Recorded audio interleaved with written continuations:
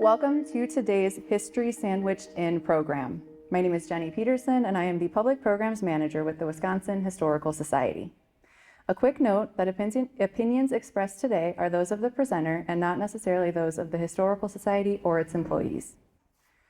Also, thank you to the Wisconsin Historical Society Press, who is here today, and for the support in identifying and sharing authors for this program, including Jesus. Thank you also to PBS Wisconsin, who is here today with Jesus' permission to record and stream his lecture, to include it as part of the University Place programming, available on PBS Wisconsin channels as well as online. A few notes for if you are going to be looking for this program in the future. Please note that you will find the program titled Obreros Unidos, Roots and Legacy.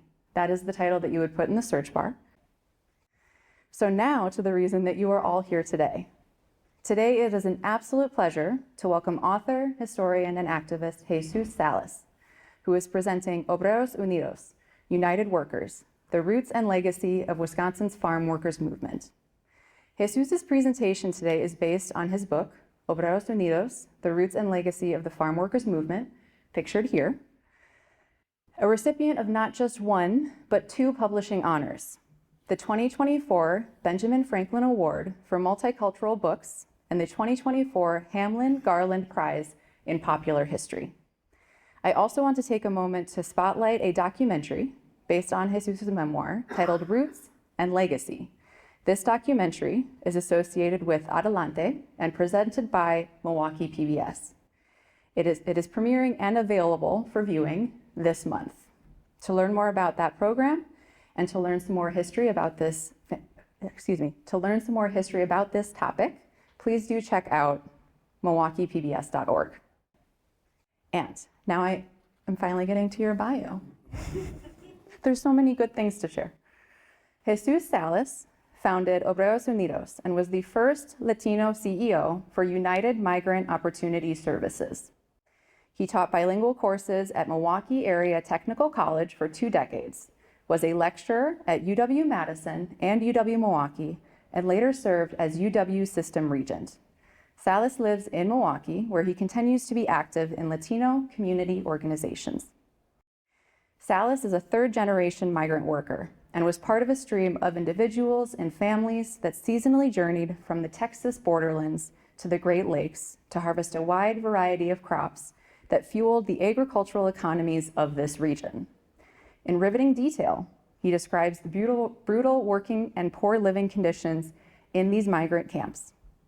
Taking inspiration from Cesar Chavez, Salas organized the first sustained effort to organize migrant seasonal workers in the Midwest.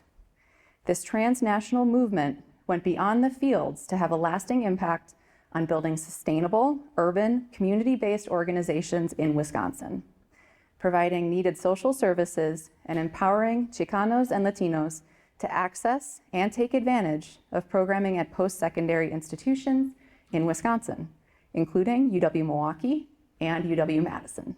Please join me in welcoming Jesus and enjoy the presentation.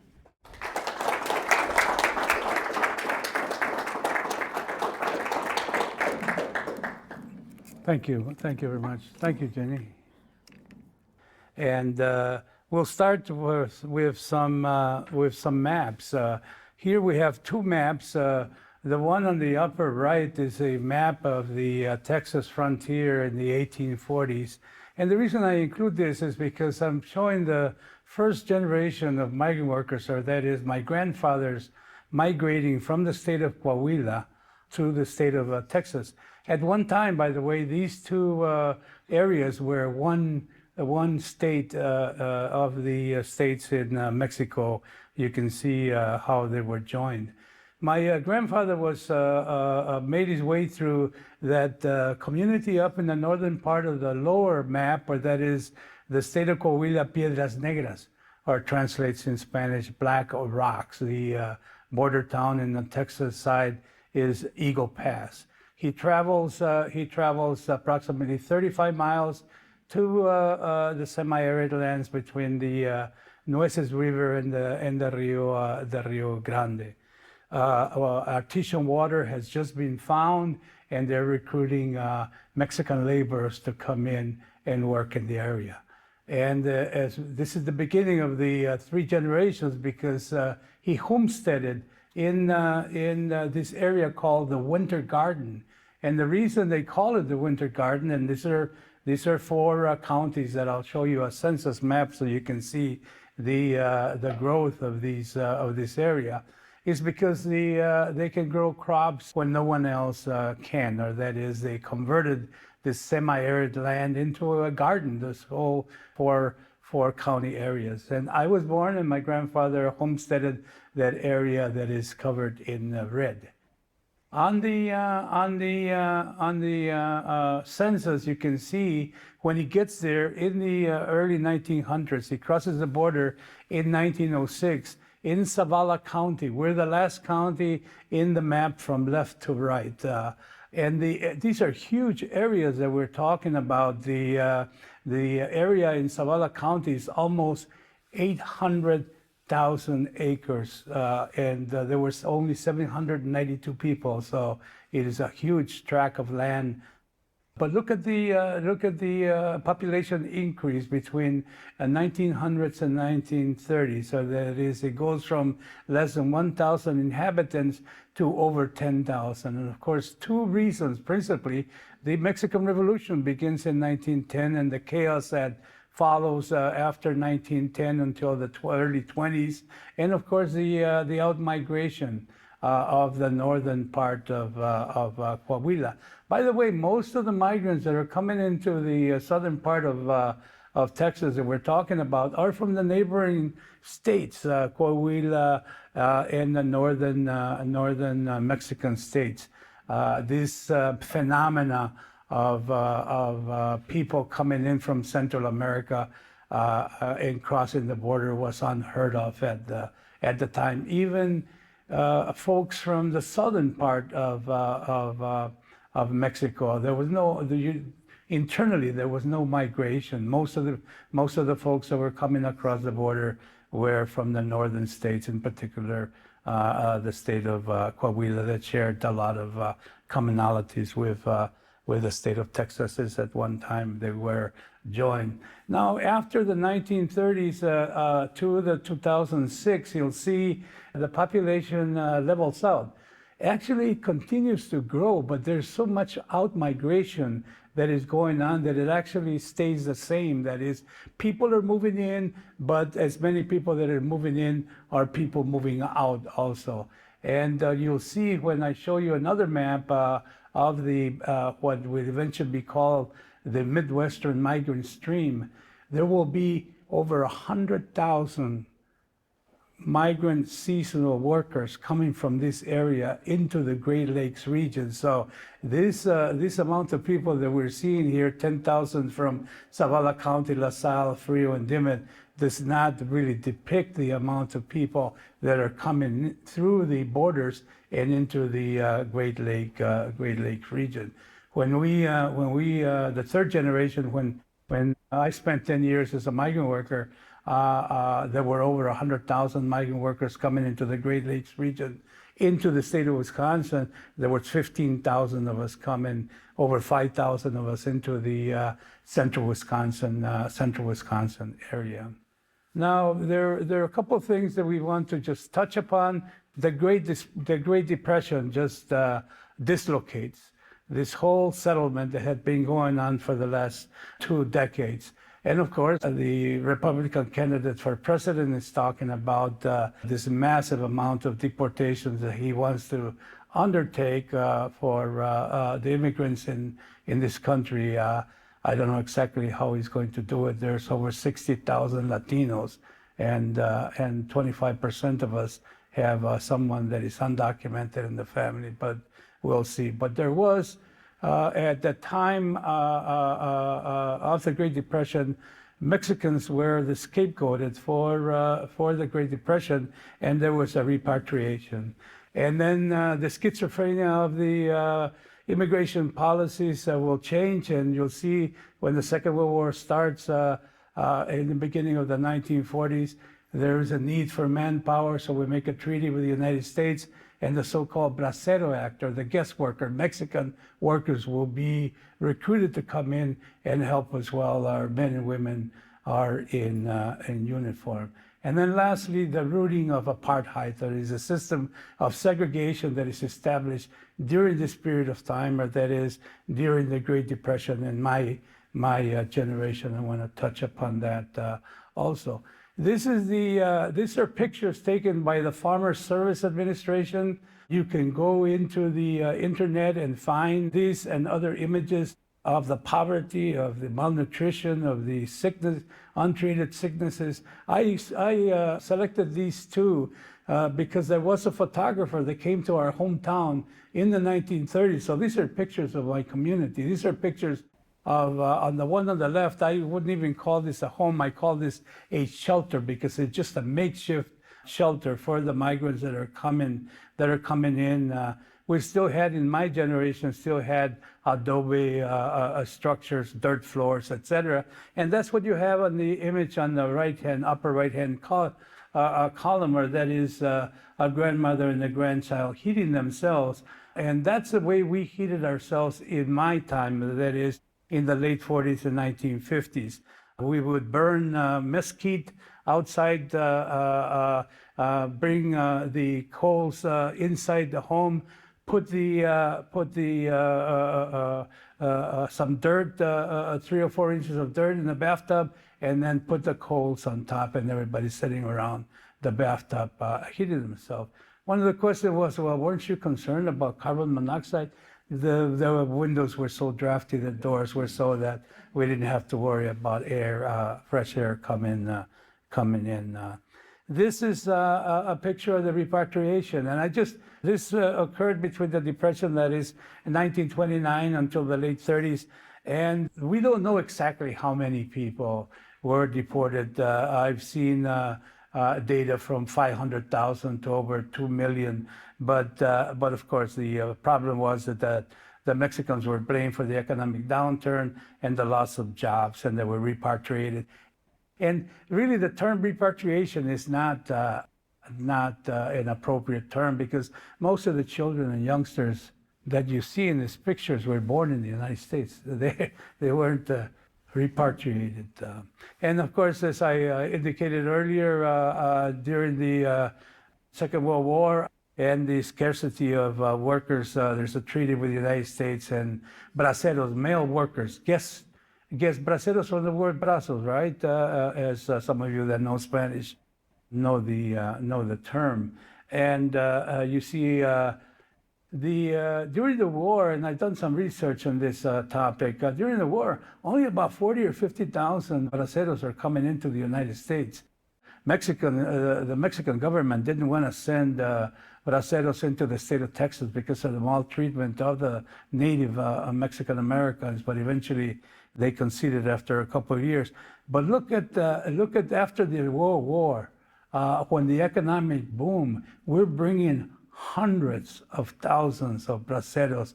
Two things occur as a result of this: the processors that are bringing the foreign workers, one, to keep the wages down and to break the union, to stop the farm worker unionization.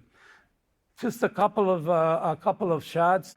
We have the ignominy of having a prisoner of war camp in our community, or that is a family internment camp.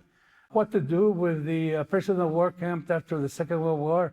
A great and ideal place for a segregated elementary school for Mexicans. So my brothers and I went to that building in the foreground, and I chose this picture because of that was my elementary school from the first to 5th grade, and I found a picture there. They named the school. They wouldn't call it a former prisoner of war camp, but there was an airport that was next door to the prisoner of war camp that would bring in supplies, right? So they named the segregated school the Airport Elementary. So we all went to the Airport Elementary, not to a former prisoner or internment camp. Also, the poll taxes were instituted once Mexican Americans became the majority, and of course they could take over any of the local governments in the four counties that I indicated.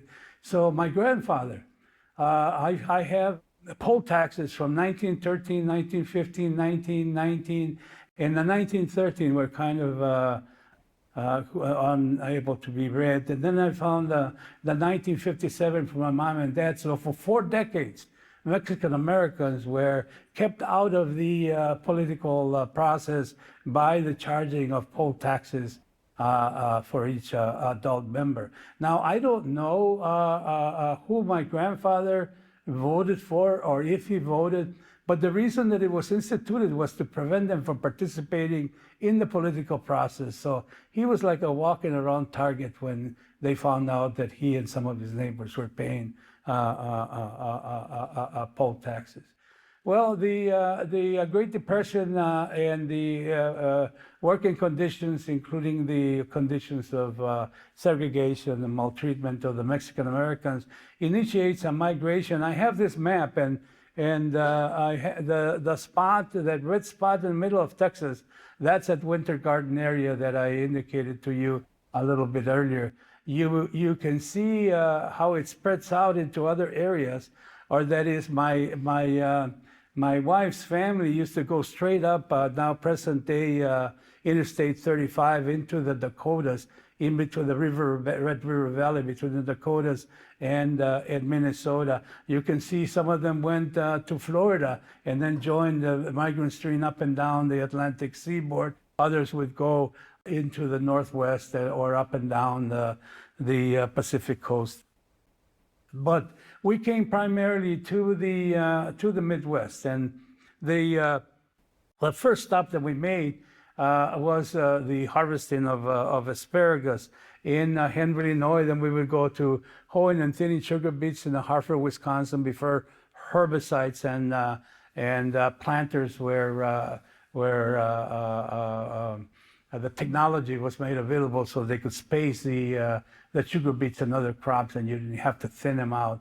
But after Hohen and Thinning sugar beets, we go to central Wisconsin to the cucumber harvest into the Waushara and Portage County area. And then in early September, the Lower Lakes region, they'll do the tomato harvest until the frost would chase us down. Early cotton harvest in the upper Mississippi Delta, and then the late cotton harvest in Lubbock, Texas, or that is the Panhandle. My dad, the second generation of migrant workers, there's my dad in Milwaukee in 1942 with his buddies. They had found the Milwaukee barrio, and they're out having a great time. My mother joined my father. He had come in as a young man with some of these fellows in their late 30s, but he got married to my mother after my older brother was born. He and an infant brother joined him and his uncles, and they made it up to Hartford, Wisconsin, to hoe and thin sugar beets. And lo and behold, the war, 1941, of course, the Japanese attack Pearl Harbor, and the Second World War starts. So in 1942, my uncle is hoeing and thinning sugar beets, and I believe the Selective Service is in Fond du Lac at that time. I don't know why, but he signs up for the Selective Service, and he gets a letter that he's being called to report for service. So they rush back to Texas, and they says, no, you signed up in Wisconsin. You have to go back to Wisconsin. You're going with the Red Arrow Division. So you can see that symbol in my uncle's shoulder there, where he serves with the Red Arrow Division in the Pacific, including the occupation of Japan. And this is the third generation. That's my mom and dad. At the Waushara County Fair, we're harvesting cucumbers, and there's a workforce on the right-hand side. I would ask if we had time to see if you could identify me, but on the top, somebody says, yeah. On the top from left to right is my brother Manuel, then Carlos, and I'm in the last one on the right. And then the three younger ones, Francisco, Luis, and the far right is my brother Luis. And the farmers here in the state of Wisconsin, very few of them built housing for migrant workers. We were housed in every conceivable structure that you can find in a farm lot, right? I'm talking about barns, sheds, warehouses, etc. I choose this one because it's really unique. I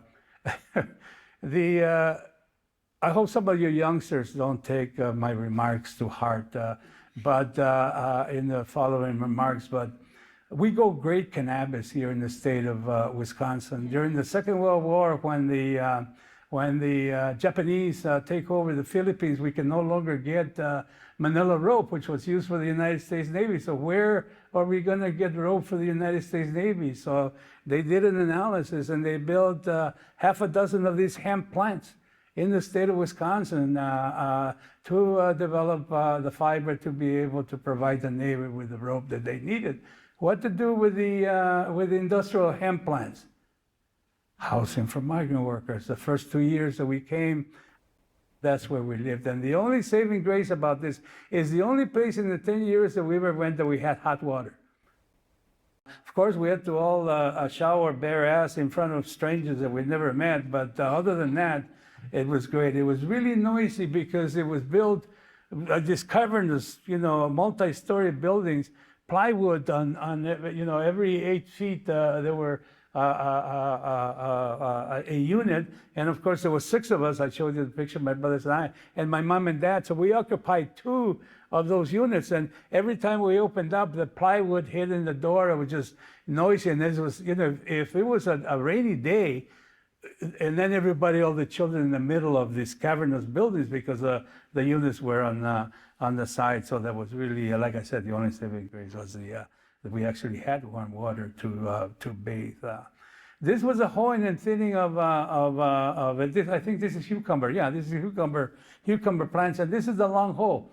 Because you saw the age of my brothers and I, what our parents used to do is cut the hoe to 12 to 18 inches. They call it el cortito, right? The short one.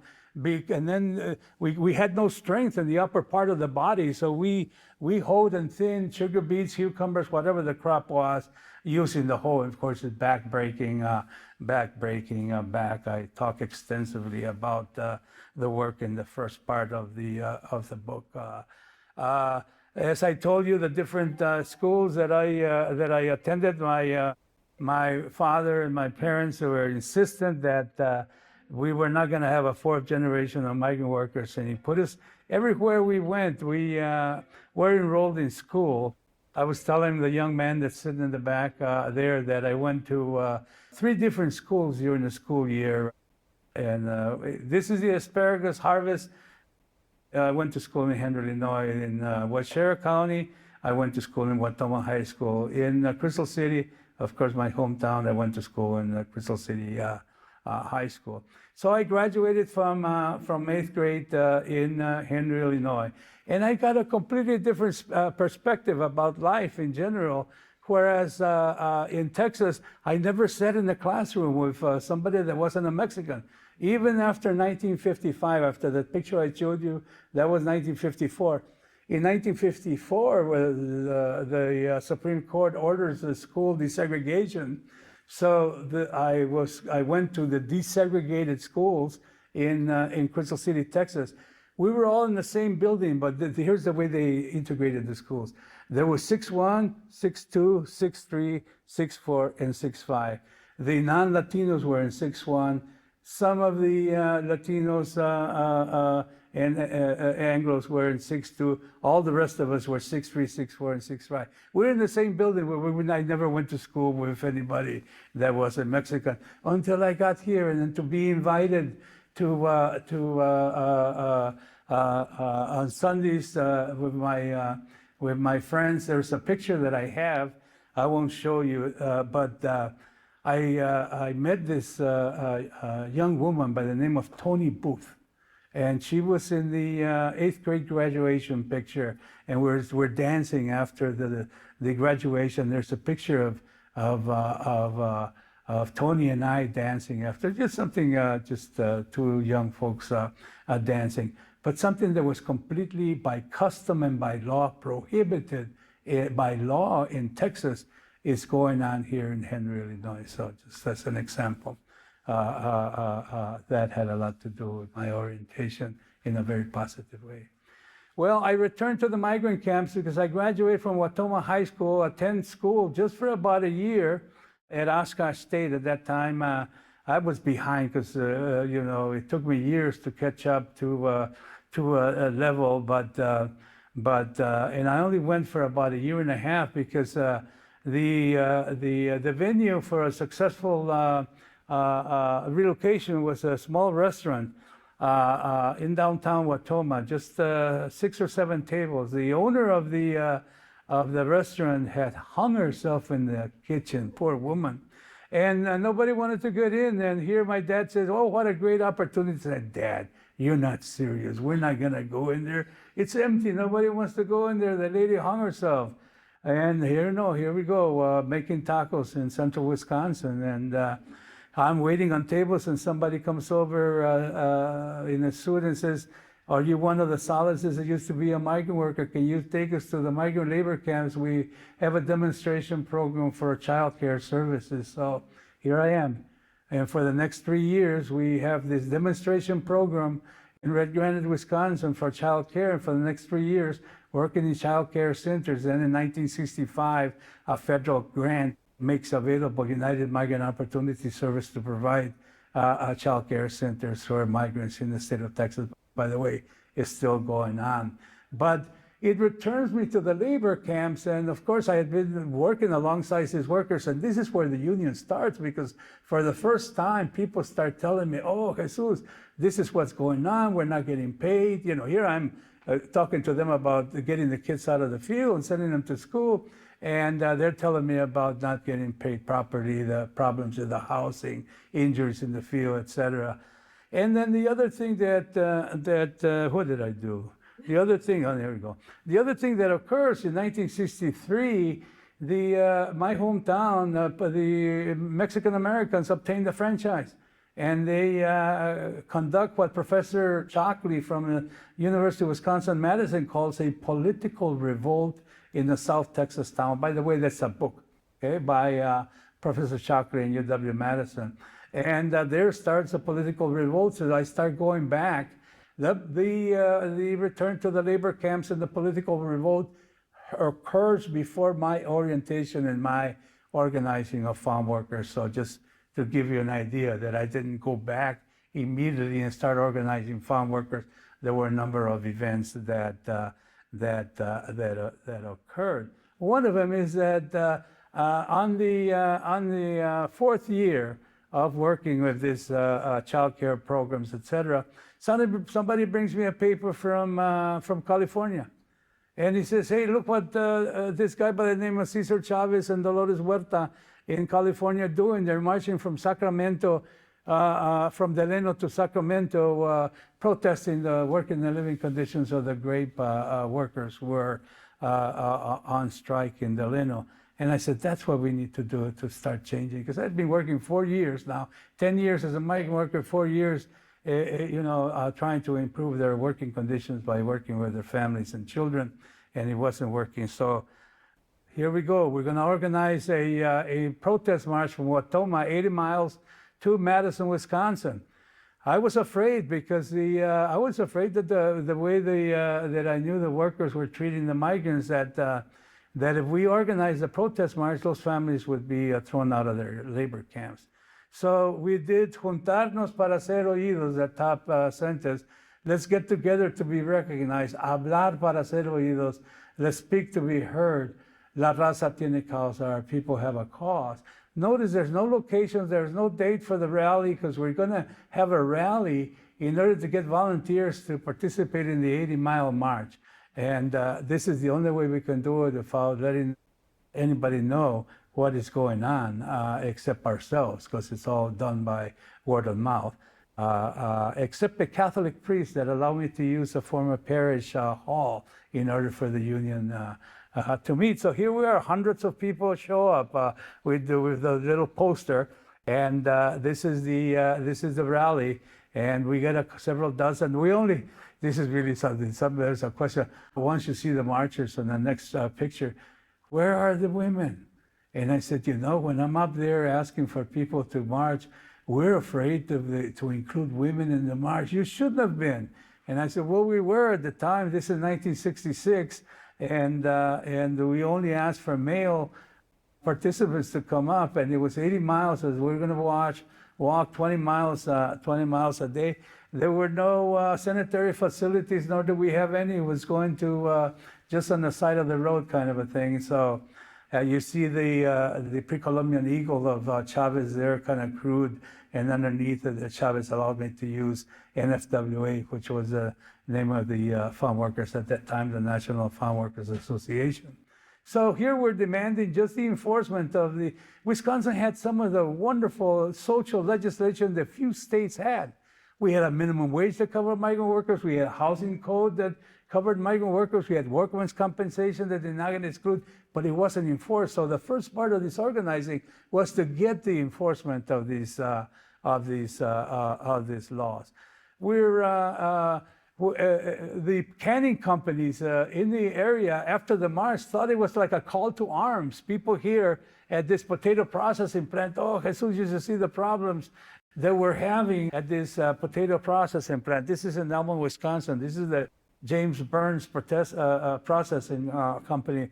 And so I didn't know how to organize a union, but at that time that we were on strike, the local brewer from Milwaukee, Wisconsin, John Schmidt, ascends to the state AFL-CIO. He invites me to the state AFL-CIO that inaugurates his candidacy, and he provides me with a lawyer. He says, no, Jesus, two ways. Either you have an election or you have membership cards. So we start signing, this is John Schmidt.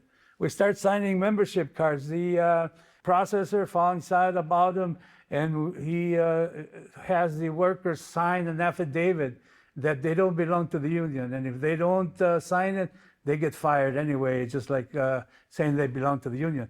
We have a Wisconsin Employment Relations Commission that covers migrant workers. By the way, when the industrial workers get the rights to a union, they exclude domestic workers, they exclude farm workers, they exclude other groups.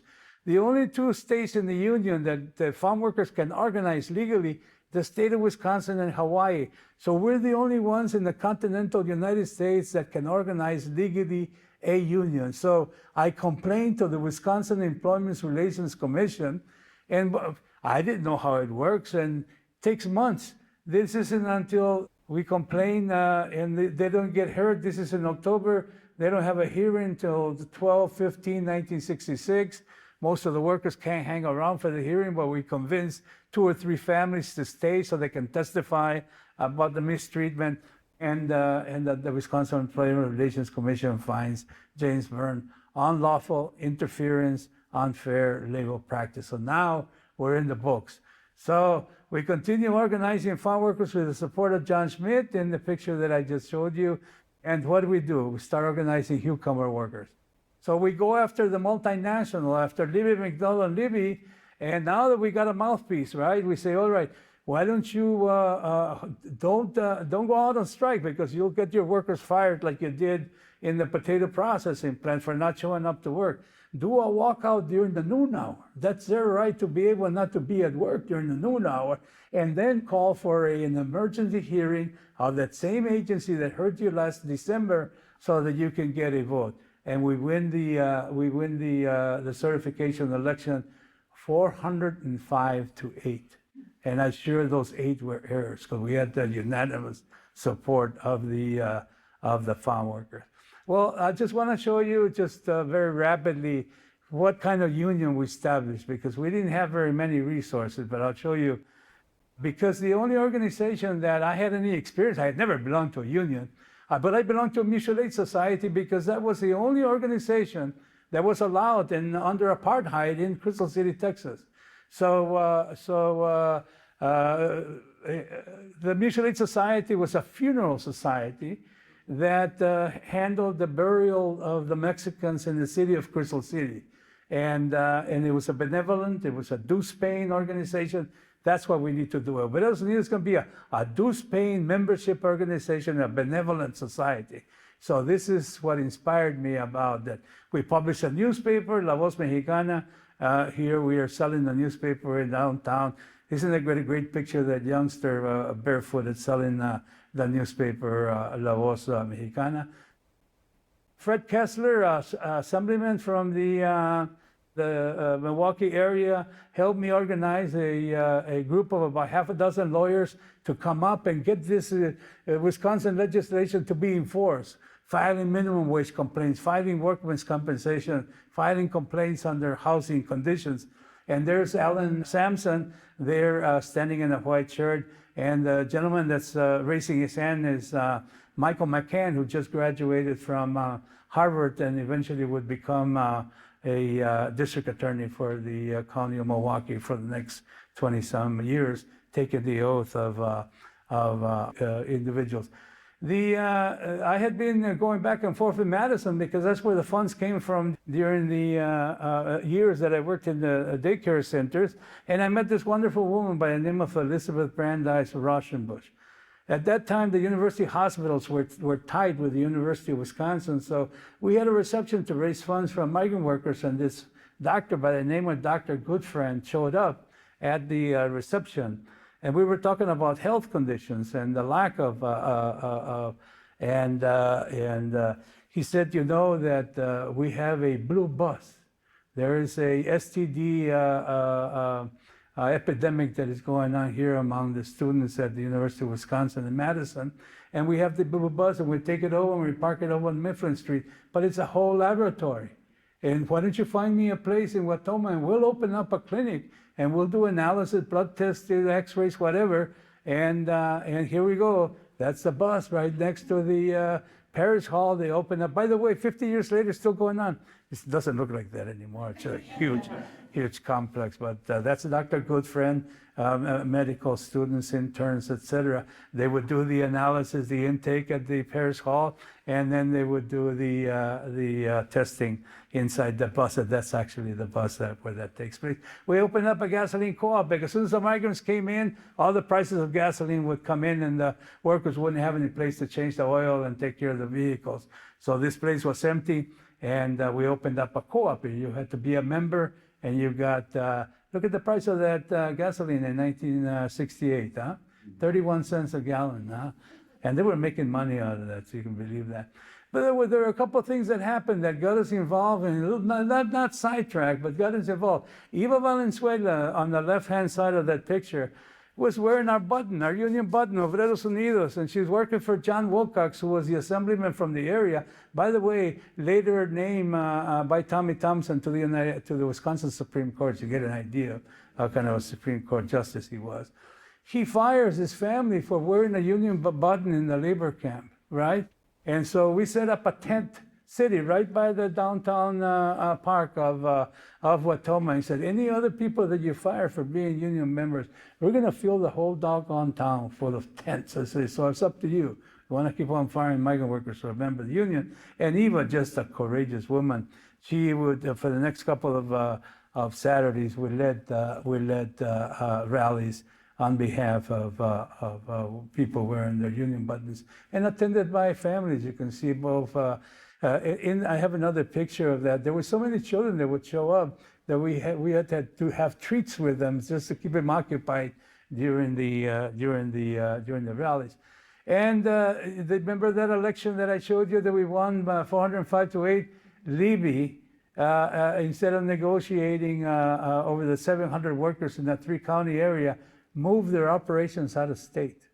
And just like a lot of industry, this is going on throughout the state of Wisconsin, by the way, where union workers are losing their jobs and they're moving industrial and manufacturing jobs are going down south to right-to-work states where they don't have to face unions. And that work is too cheap.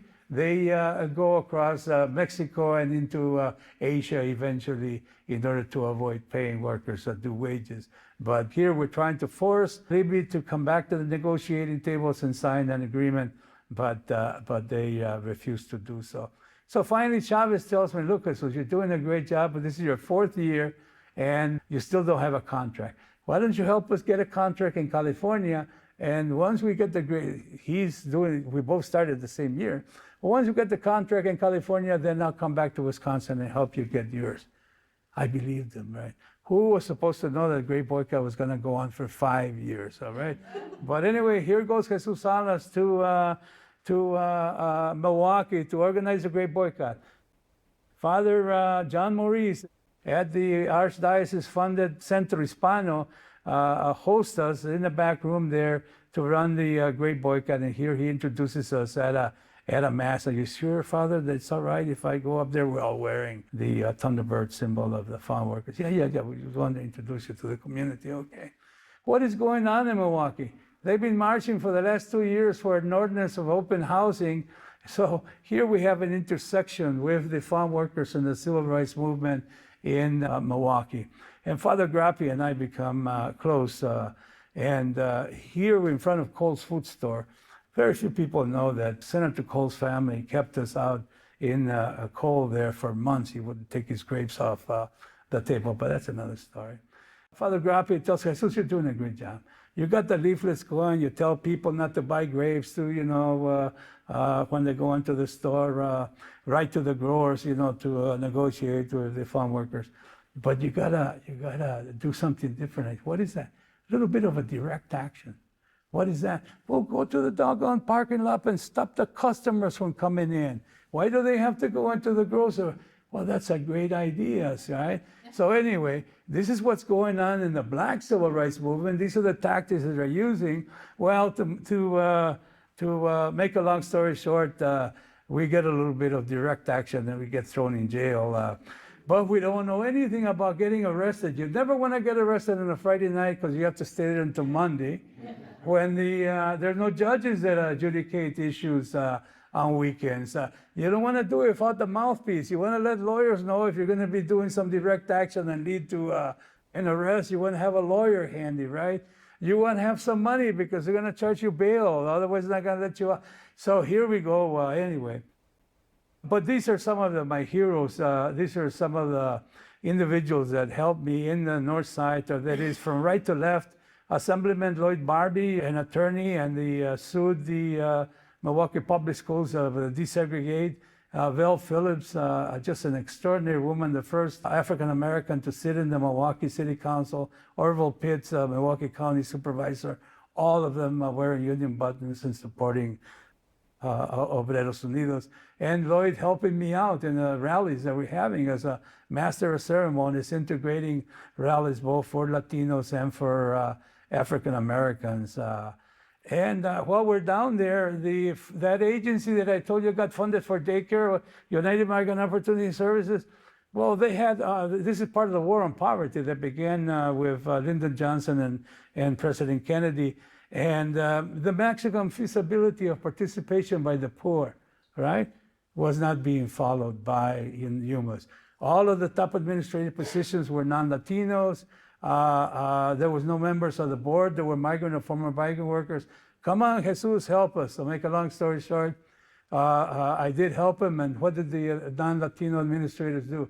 They all resigned, impaired the funding and hoping that Washington would send the money to them rather than to the United Migrant Opportunity Services. But the board supported me and offered me the job. So I said, look, I'll just take it for 2 seasons. I'm not interested in being the chief executive officer for a poverty program. I want to get back to what I was doing. But we reorganized the board and changed UMAS into a migrant advocacy. And of course, the education had the retraining, changing the job descriptions, etc. We fielded the first candidate for office, started doing voter registration, getting out the vote. This is Dante Navarro in the middle there. Ezequiel Guzman to his right, and then I'm with a taco in my mouth besides Ezequiel. But we're doing enough work so that governor pays attention to us. So here we are, Governor Lucy's touring the barrio, and we're finally getting some attention in terms of that issue that I was telling you about. But we were a little bit more anxious to do it. And this is the time the Republican-dominated legislature wanted to dismantle just like all this wonderful legislation that we had, there was an extensive support for helping the indigent. But now they were changing that. They were saying that Mexicans were moving into Milwaukee and blacks in order to take advantage of welfare. Can you believe that after 10 years of migrating as a farm worker and all the years that we spent supporting migrant workers, that notion that we were coming here to Wisconsin to be on welfare just so outside the wall. But the 30 days before we could receive aid was crucial because that meant that we couldn't assist the workers in their relocation assistance, and we needed that. So we marched to Madison, and Grappi and I and 3 other welfare recipients got ushered out of there under the National Guard with bayonets. The Milwaukee welfare demonstration led to the arrest of Ernesto Chacon and Jose Puente, and hundreds of people are marching on our behalf. And after months and thousands of signatures, I wasn't arrested for any damages to the or Grappi to the state capitol. It was a civic, but some good-hearted person, never knew who it was, ended up paying for whatever alleged damage that we did, and we didn't do any. But Governor Lucy pardoned Chacon and Puente for their arrest when they came to the aid. Well, taking over, United Migrant Opportunity Service, how could we get those people to advance in those programs if they couldn't get their certificate for teaching in the Milwaukee Public School System, if they couldn't apply for those jobs of those community agencies that were taken over because University of Wisconsin-Milwaukee and University of Wisconsin-Madison was closed to us. University of Wisconsin-Milwaukee, out of 25,000 students, all of the Latinos could sit around one table. So first we had to open up the doors so that we could get in there and really make our agencies viable by enrolling in them. And it took us 2 years. They would open up the doors, but they wouldn't conduct the programs. And the same thing here in Madison, they would open up the doors, but they didn't want the academic courses. So here we are camping out, following Grappi's notion about direct action. We're protesting. After months of picketing, we decided to sleep outside, camp, go on a fast, and they had the guards out in front of the Chancellor Hall, and so that we could use the bathroom as we were sleeping there. And one of the young men that wanted to use the bathroom said, "Jesus, the guard for the night has left, and the guard for the morning is not here, and the door is open." So we walked in there and took all of our blankets in there, and we started calling up the phones. We didn't go into the Chancellor's office, it's just to the reception area. By the time they found out what we had done, we had hundreds of folks in there, as you can see. And that ended the picketing and the camping and the fasting, because they agreed to establish the Spanish-Speaking Outreach Institute, and it's still going on at this time, 50 years later. Here we are celebrating and planning what we're going to do with the Spanish-Speaking Outreach Institute. And up there in the entrances of the hall, there's hundreds of people here. This young lady and others like her, dressed in Mexican folkloric costumes, come up, take the microphone from my hand and said, "We're not going to put up with you, macho." What are you talking about? The women are upset that this male-dominated organizations that were set up and all the activity, the way we handle this, they're not going to put up with it. And they want, as part of the planning session, an all-women's discussion, so they can come up with some recommendation by the end of the day that will support some of their demands. And there's other pictures of this activity, but just to give you an idea of what we had to suffer through, right, in order to, but it was that's the greatest thing that happened to our community, because it kept us intact, right? This is something that occurred within the community, and we were all the better for it. There's other things that occurred. The desegregation of the Milwaukee public school system, and the establishing of we demanded the establishment of bilingual programs and the celebration of Fiestas Patrias, and they wouldn't do it, so we started walking out emptying all the schools in the nearby neighborhood and marching on the 16th of September and the Cinco de Mayo holding. Now, we didn't invent the celebrations. Ever since Mexicans have been in Milwaukee, they've been celebrating El Cinco and the 16. But what we did is we politicized it. We used the events of the 16 and of the Cinco de Mayo to advance the issues that we had in the community. And look what we would do after the marches. Just hundreds of folks would just come in, and we would have rallies afterwards and put our demands and get people engaged in what were the issues of the day, including we were a little bit impatient with Governor Lucy. He was a good friend of ours, but a little impatient in terms of what was going on. We wanted the migrant labor law to be instituted, and he didn't get the votes in the first session, and we decided that we wanted to picket. The same thing, and now I'm graduated. I left UMass and graduated from UWM. I'm now enrolled in UW-Madison. We've been picketing since 1975 for Chicano Studies. We've gone through the whole rigmarole, advisory committees, the recommendation, etc. Here's 1983. And now this is the second letters and signs. It was Cronin, now it's Chain, and we're negotiating in the next picture. The number of people that he gave us to teach academic courses were not prepared. Nobody had ever thought a Latino studies course or a Chicano studies course, and we wanted the hiring to go on, and eventually it did. These are collaborations that we did. The war is going on, the Contras in Nicaragua being destabilized. Reagan orders the invasion of Canada, following up on Johnson's invasion of the Dominican Republic, and we're collaborating with other groups. And here in Spanish, we're saying the union hace la fuerza, or results in strength, or makes strength, and la fuerza a la victoria, or that strength to victory. And these are the legislative initiatives. We eventually amended the University of Wisconsin budget to include Chicano studies. And they were pissed, excuse me. They were angry. They were angry that we were able to have that relationship with the Democratic Party to be able to convince them to amend the University of Wisconsin-Madison budget to include a line item for $50,000 to begin academic courses for Latinos. And initially, they didn't want that money. They gave it to the School of Education. School of Education used it for recruiting. So it took us years to get it back. And finally, we're the University of Wisconsin Regents last year proposed that the Chicano Studies program be offered a major for the first time. This is a necessary road in order to get a department, so we're on our way. We passed the migrant labor law that you saw that march when we were a little bit impatient with the governor.